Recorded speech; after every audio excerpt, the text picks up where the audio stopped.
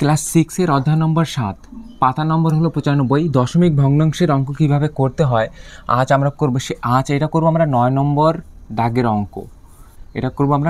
দাগের অঙ্ক। এটা কীভাবে করতে হয় দেখুন।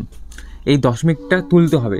দশমিক তোলার জন্য আমরা কি করব, ওই 60 আছে, এই 60টি লিখলাম আর দশমিকটা উঠিয়ে নিচে 1 দিলাম। দশমিকের কারণে বসলো 1 এবং এই দশমিকের পরে একটা সংখ্যা আছে তাই একটা শূন্য।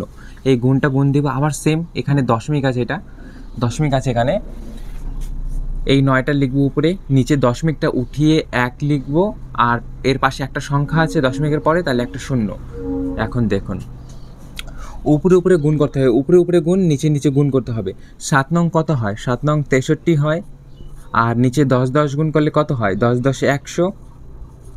এবার দেখুন, এখন এই 63তে আছে, এই 63টি লিখবো আমরা আগে।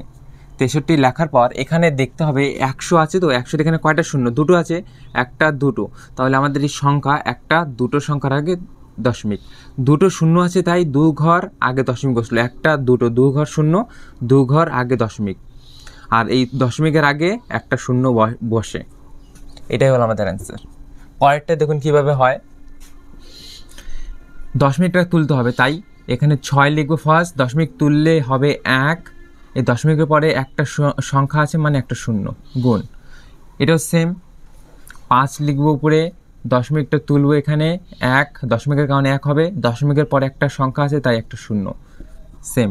উপরে গুণ হবে 5 6 কত হয়? 5 6 30 এবং নিচে গুণ 10 10 100, সেম।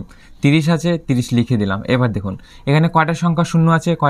দুটো সংখ্যা শূন্য আছে, একটা দুটো, তাহলে 2 ঘর আগে দশমিক, 1 ঘর 2 ঘর আগে দশমিক, একটা শূন্য, নিয়ম আন্দাজে। তৃতীয়টা দেখুন কিভাবে হয়। এখানে কত আছে? দশমিক তুলতে হবে। উপরে কত সংখ্যা আছে? 2 আছে, এই 2টা লিখবো আগে। এবার দেখুন এখানে দশমিকের কারণে 1 লিখবো, দশমিকের পরে কয়টা সংখ্যা আছে? দুটো আছে, তাহলে দুটো শূন্য দেব, গুণের গুণ। আবার সেম এখানে 2 আছে সংখ্যা, 2 লিখবো, দশমিক তুলে কত দেব? 1, এই দশমিকটা তুলে দেবো 1, একের পরে দশমিকের পরে একটা সংখ্যা মানে একটা শূন্য। এবার দেখুন উপরে গুণ করুন, উপরে 2 দুগুণী কত হয়? উপরে গুণ করলে 4, নিচে 10 আর 100 গুণ করলে হবে 1000 হবে। এটার গুণ করলে হবে 1000, 10 আর 100। এবার দেখুন এই 4 আছে, আমরা 4টা আগে লিখবো। এবার দেখুন এখানে কয়টা শূন্য আছে? 1 2 3, তাহলে 3 ঘর আগে দশমিক বসবে। তাহলে এটা 1 ঘর, এটা 2 ঘর, এটা 3 ঘর, 3 ঘর আগে বলছে, এখানে 3 ঘর আগে দশমিক, আর দশমিকের আগে একটা শূন্য হয়।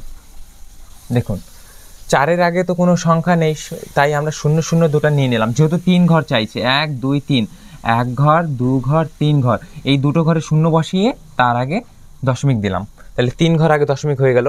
আর এই দশমিকের আগে একটা শূন্য,